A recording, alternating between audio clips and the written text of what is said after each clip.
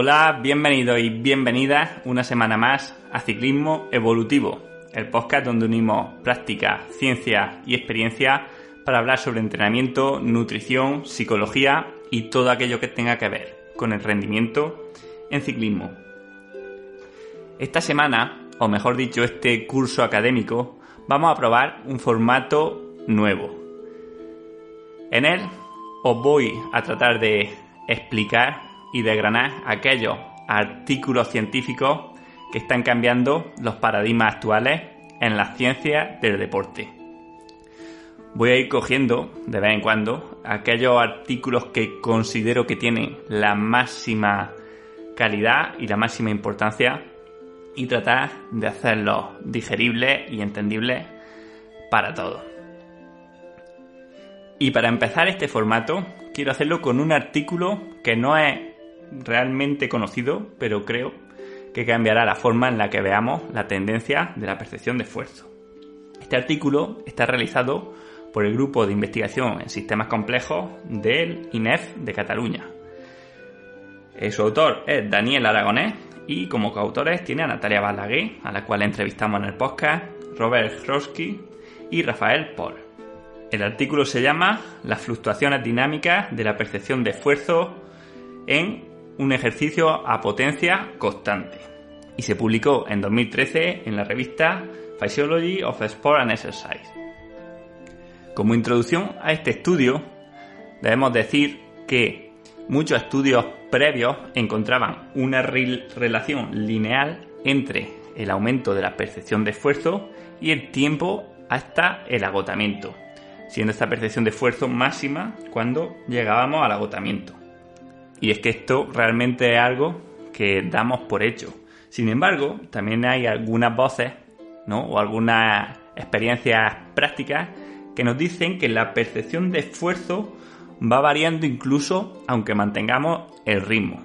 No sé si os ha pasado alguna vez, imagino que sí a los que compitáis, que cuando estáis subiendo un puerto a cierto ritmo, por ejemplo impuesto por los demás, podemos tener un momento en el que estamos a punto de quedarnos, donde creemos que no podemos más, y en cambio si seguimos ahí, si seguimos manteniendo el dedo en la llama, como se suele decir, llega un punto, ¿no?, o una sensación de que volvemos a encontrarnos con fuerza y ese ritmo de repente deja de parecernos tan fuerte. Esto nos puede pasar también haciendo un test, por ejemplo, ¿vale? Bien, este fenómeno no es algo aislado, sino que está ampliamente documentado y se conoce como el efecto del segundo aliento.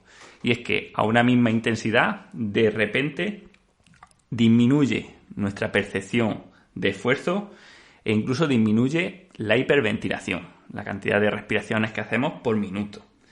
Esto se puede explicar de muchas formas. Hay quienes lo tratan de explicar desde el punto de vista fisiológico, por ejemplo, haciendo referencia a que en ese punto pues empezamos a meter hidratos de carbono o que de repente aumenta la captación de oxígeno por el músculo, pero en realidad no tenemos ninguna hipótesis fiable de que esto ocurra por cambios lógicos, porque no ocurre siempre, y más bien se piensa que es un mecanismo espontáneo.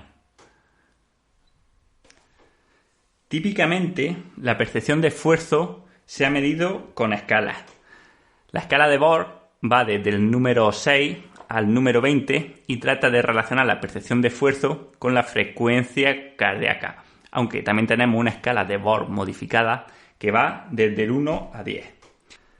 Las escalas típicas que utilizamos son escalas ordinales, que miden la percepción de esfuerzo dándole una puntuación a la dureza que sentimos en el momento.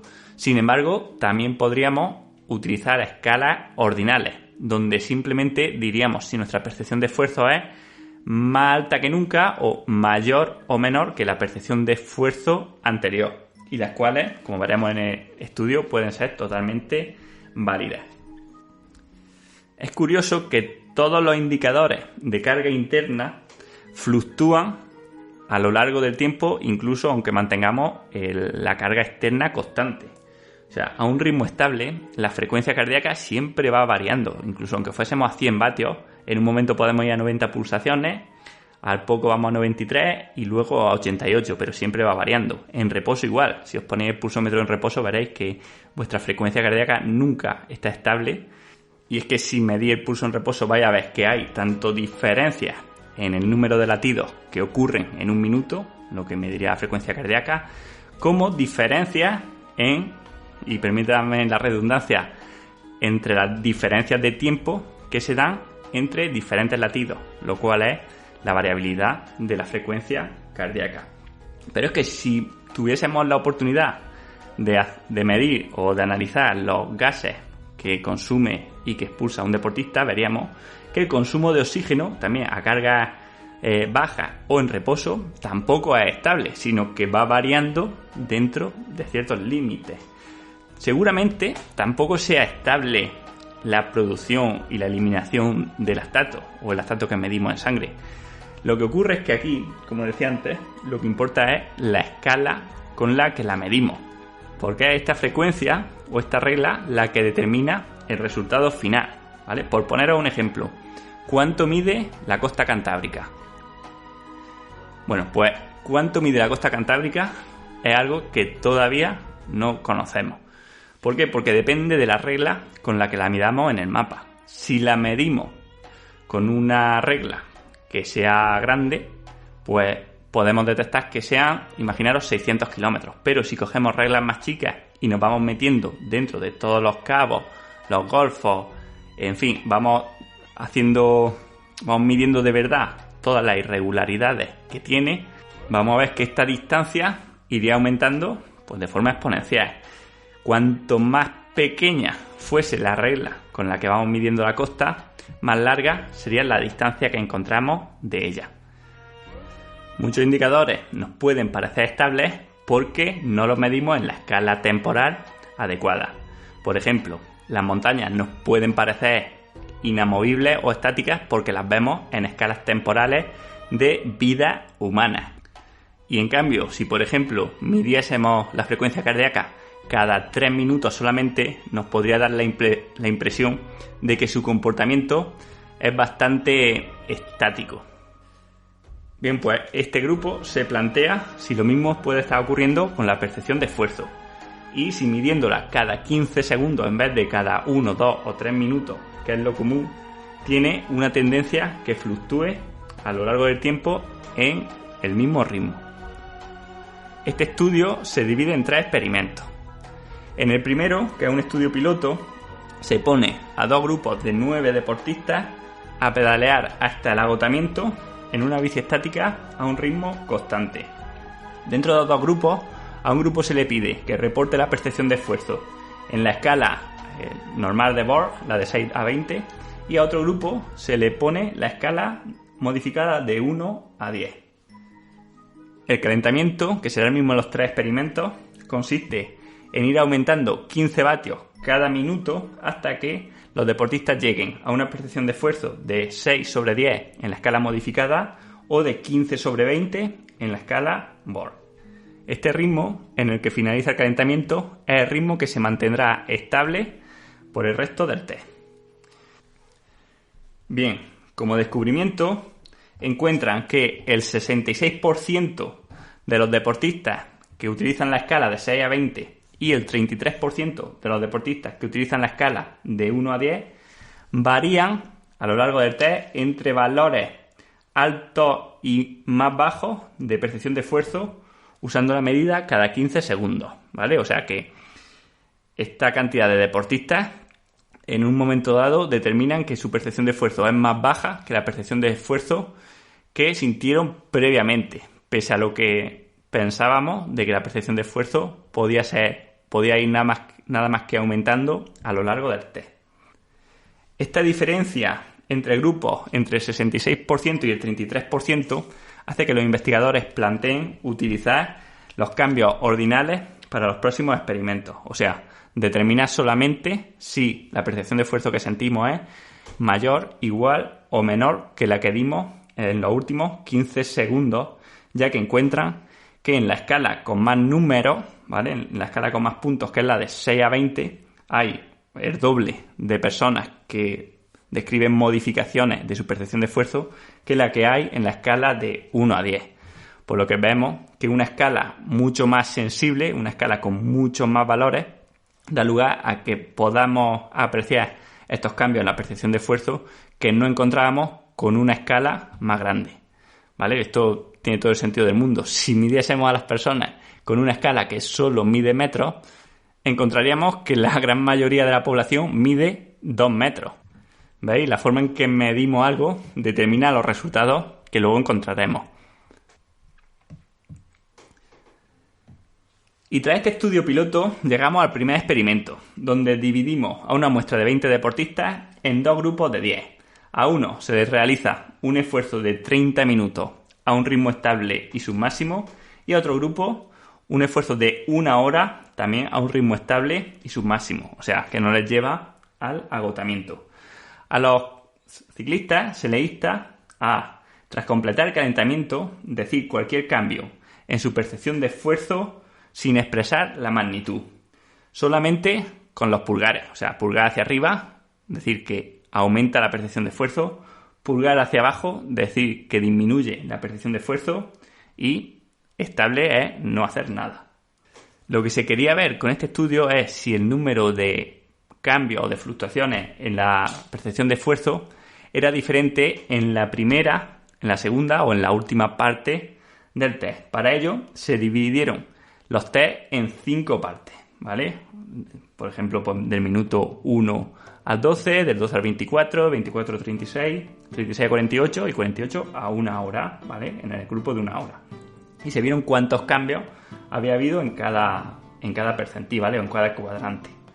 Se encuentra que el porcentaje medio de incrementos reportados por los deportistas no varía significativamente entre cada cuadrante.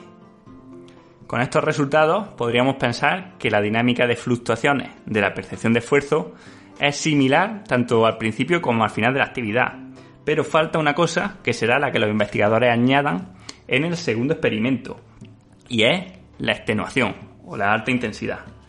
Por tanto, en el segundo experimento se hace una metodología similar con los mismos grupos, pero en esta ocasión, tras el calentamiento, no se les pone a pedalear a un ritmo submáximo, sino que se les pone a un ritmo que les llevará al agotamiento.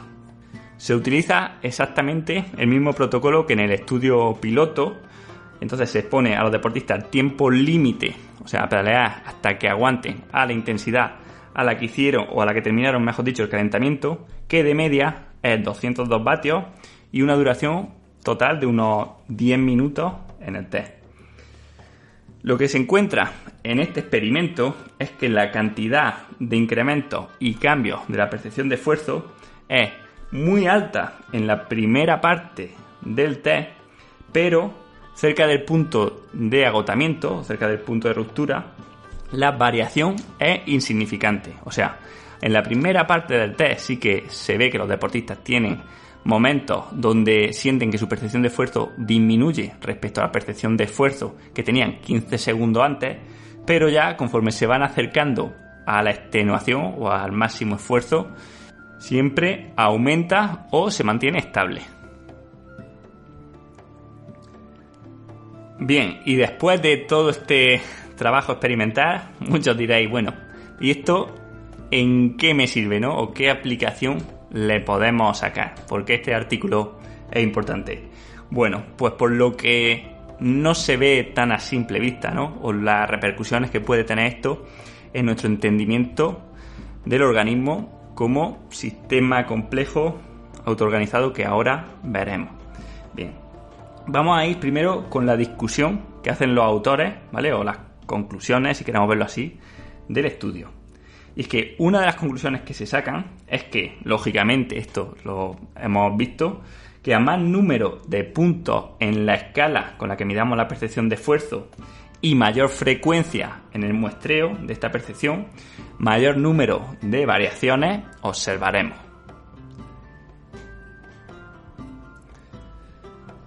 Sin embargo, las fluctuaciones de la percepción de esfuerzo durante el ejercicio no contradicen la relación lineal de la percepción de esfuerzo y la fatiga durante el ejercicio, igual que las fluctuaciones en la frecuencia cardíaca no contradicen que haya una relación lineal entre frecuencia cardíaca y esfuerzo.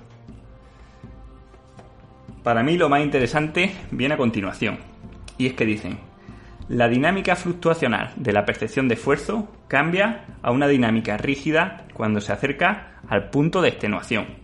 Esto apunta a un comportamiento no lineal que debe ser investigado. Y sigue: nuestros resultados sugieren que la finalización del ejercicio no solo se relaciona con un aumento del valor de la percepción de esfuerzo, sino también con un cambio no lineal en el comportamiento de la percepción de esfuerzo. La fluctuación dinámica inicial parece mantener la estabilidad del sistema, permitiendo la continuación del ejercicio.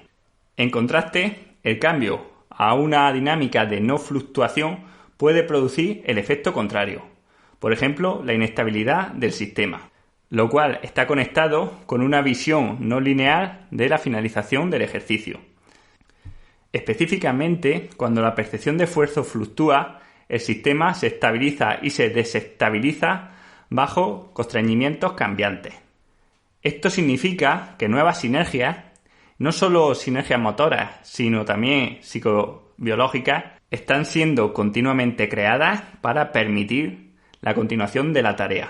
La estabilización de cada nueva sinergia aumenta la eficiencia del sistema bajo los nuevos constreñimientos y puede disminuir la percepción de esfuerzo. En este sentido, la percepción de facilidad o de dureza oscila durante el esfuerzo continuo, como vimos en la fluctuación que se experimentó en la primera parte del experimento 2, el que era hasta la extenuación, ¿vale?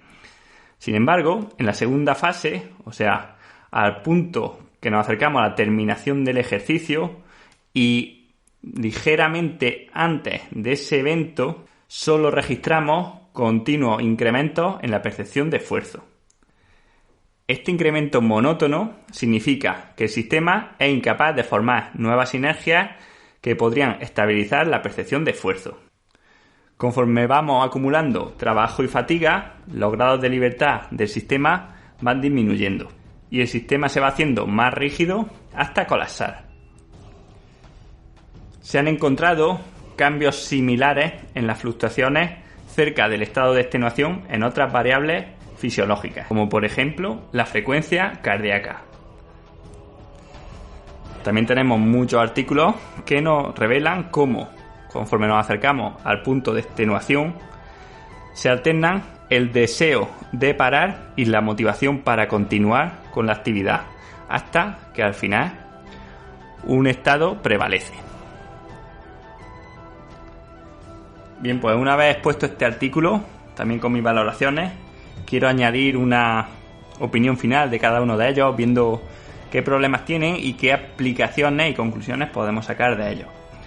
En mi opinión, de este artículo tenemos varios problemas que se repiten casi en la totalidad de estudios en las ciencias del deporte y están relacionados sobre todo pues con la muestra, ¿vale? Y es que en la muestra encontramos, bueno, lo primero, muy pocos deportistas y deportistas que no son de alto nivel, ¿vale? Que tienen tampoco diría que son sedentarios, pero tienen un nivel medio, lo típico que podemos encontrar en alumnos de universidad que seguramente no sean ciclistas. Y por otro lado, podemos teorizar solamente con la falta de motivación de los sujetos por completar las tareas o por esforzarse al máximo. Y es que no tienen ningún incentivo, ¿vale? Más allá de que a veces se les da requerimientos económicos y de hecho que solamente puedan aguantar unos 10 minutos a esa intensidad en la que terminan el calentamiento, parece que nos puede indicar que no se emplean al 100% de intensidad, ¿vale? Algo que también, pues bueno, es lógico y esperable. Sin embargo, para este estudio, por suerte, no nos importa que no se esfuercen al 100%, siempre que se esforzasen más del punto donde la tendencia de la percepción de esfuerzo se volvía rígida, que nos ha servido para encontrar esta dinámica. Por eso, en este aspecto, este estudio no tiene ningún tipo de problema en ello y no es totalmente válido. Como conclusiones, pues la percepción de esfuerzo vemos que también sigue una dinámica fluctuante como la frecuencia cardíaca, el consumo de oxígeno, seguramente el lactato o también la potencia cuando tratamos de mantenerla. Es una hipótesis, pero ya que se ha demostrado que, por ejemplo, la frecuencia cardíaca de un deportista sano sigue un patrón de cambio fractal, ¿vale? Donde los cambios de baja magnitud son muy frecuentes y los cambios de magnitudes más altas, o sea, los cambios más grandes a un ritmo estable, también ocurren, pero con una frecuencia mucho más baja, siguiendo una ley de potencia. Bueno, es fácil pensar que seguramente este patrón fractal también se dé en la percepción de esfuerzo durante el ejercicio. Por tanto, que a un ritmo estable puede que muy de vez en cuando encontremos un cambio grande en la percepción de esfuerzo, de pasar de un 9 a un 6, pero lo que más común, o sea, muchísimas más veces encontraremos cambios mucho más pequeños, cambios que incluso pues necesitamos una escala del 1 a 10 con decimales para ser capaces de notarlo. Como segunda aplicación o conclusión es que seamos conscientes de esta fluctuación a la hora de llevarlo a los entrenamientos. O sea, si estamos haciendo trabajo por percepción de esfuerzo, que sepamos que estas fluctuaciones pueden ocurrir. Y eso no es un problema, ni hace que no seamos capaces de controlarnos.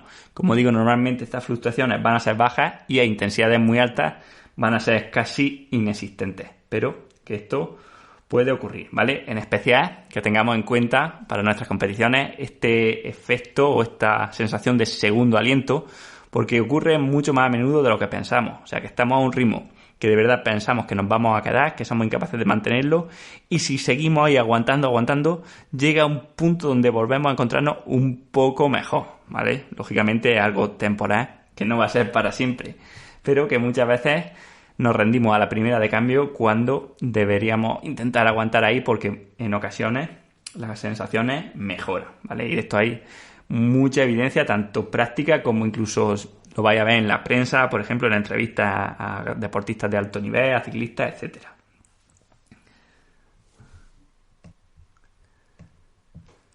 Punto número 3, muy interesante, es que podríamos empezar a hablar de que existe un umbral de percepción de esfuerzo, que sería el punto donde esta percepción de esfuerzo deja de fluctuar tanto, o sea, cuando la percepción de esfuerzo deja de disminuir brevemente a los pocos segundos y ya solamente aumenta o se mantiene.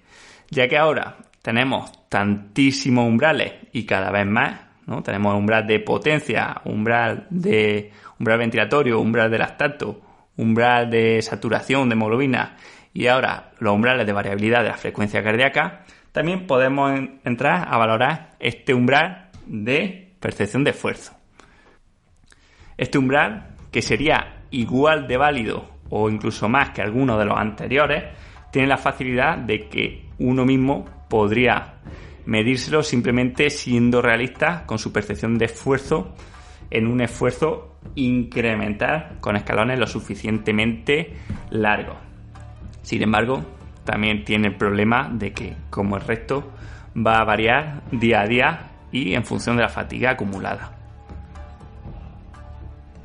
Y la cuarta conclusión, que es por lo que he traído este artículo aquí, es porque da lugar a una nueva forma de entender el organismo, de entender el rendimiento y la salud, como la interacción de diversos subsistemas que están interconectados entre sí y que, según la intensidad, según los constreñimientos que tengamos, según los estresores a los que hagamos frente, según el tiempo y la disponibilidad de estos y nuestro estado de entrenamiento, participarán en diferente proporción en la consecución de las tareas del organismo, en este caso de la producción de movimiento, la producción de potencia. Esto, para entendernos, viene a decir que si en reposo estamos en un estado de equilibrio más o menos estable, entre comillas, conforme aumentamos la intensidad, esta estabilidad se va haciendo menos estable, o sea, va aumentando sus fluctuaciones y va dando lugar a cambios de configuración, a cambios en las proporciones en las que cada sistema afecta a todo, que van permitiendo al organismo satisfacer las demandas que necesita en cada momento. Esto, por verlo de grosso modo, quiere decir que, por ejemplo, el sistema circulatorio, el sistema respiratorio, el sistema endocrino, el sistema neuronal, todo esto van adquiriendo nuevas configuraciones conforme el ejercicio va aumentando, repartiéndose la carga que recae en cada uno en función de cuál sea la forma más óptima de cubrir las necesidades del organismo en ese momento. Así, por ejemplo, por poner dos ejemplos que son muy burdos y muy reduccionistas, o sea, porque esto tiene una complejidad 1000 veces mayor, pero porque se entienda un poco, imaginemos que a una potencia del 80% de nuestro FTP, nuestro cuerpo se puede reajustar de la forma más óptima, haciendo que nuestra cadencia sea más baja para que recaiga más carga en el sistema muscular y menos carga en las mitocondrias o en el sistema respiratorio y cardiovascular, ¿vale? Pero a una intensidad del 200% de nuestro FTP, el limitante pasa a ser la fuerza máxima, y en este caso buscamos una configuración diferente donde de forma natural nos sale una cadencia mucho más alta para disminuir la cantidad de fuerza que tenemos que aplicar en el pedaleo, ¿vale? Es que acordaros que la potencia era la fuerza por velocidad. Al aumentar la velocidad, o sea, la cadencia, disminuimos la fuerza que aplicamos. Bien, pues al aumentar esta cadencia, hacemos que aliviemos la carga sobre el sistema muscular a costa de aumentar la carga, pues a nivel cardiovascular. Bien, esto, como digo, es una simplificación, pero para que se entienda, ¿no? O cuando pedaleamos a 20 grados de temperatura, un test de 1 hora, los mecanismos de producción de energía por la vía oxidativa y de reutilización del lactato pueden ser responsables de por poner un ejemplo, de un 80% del esfuerzo total, mientras que, volviendo también, como digo, a ser reduccionistas, en condiciones de 40 grados de temperatura en verano, esto solamente es responsable de un 20% de los vatios totales, mientras que el 80% restante o un 60% depende de los mecanismos que tiene el organismo de disipación del calor, ¿vale? Como puede ser, por ejemplo, pues el aumento del volumen plasmático, el llevar la sangre a las extremidades para que se refrigere, un aumento de la transpiración, o sea, del sudor, etcétera, etcétera, ¿vale? Como digo, sin entrar aquí en detalles fisiológicos, porque hay tantísimas cosas en la fisiología que es imposible abarcarlas todas. Creo que ya es hora de dejar de pensar que podemos comprender el organismo en base a estudiar por separado cada una de sus partes, pero sí quiero que por lo menos os hagáis una pequeña idea de en qué consisten estas teorías de sistemas complejos en el organismo conforme aumenta el esfuerzo. Bien, pues hasta aquí el estudio de hoy. Simplemente deciros que me hagáis o que me dejéis las preguntas o las dudas que os hayan quedado en relación con este estudio en comentarios, y también que me digáis si este nuevo formato os gusta o no a la hora de tratar de repetirlo, porque no con estudios que, bueno, intentaré que los próximos sean mucho más fáciles de entender y más digeribles, entre comillas.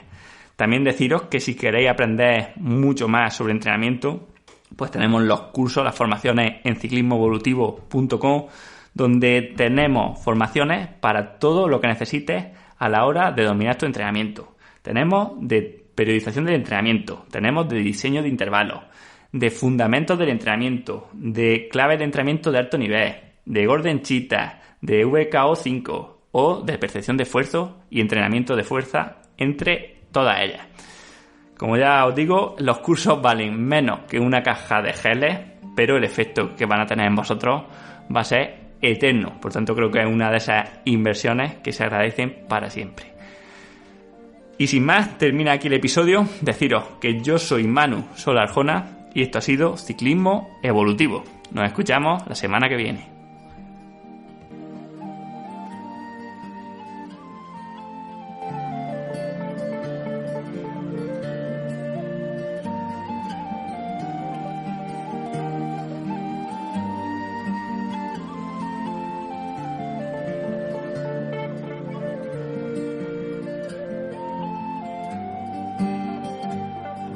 Manolas horretan Mindandukazun artean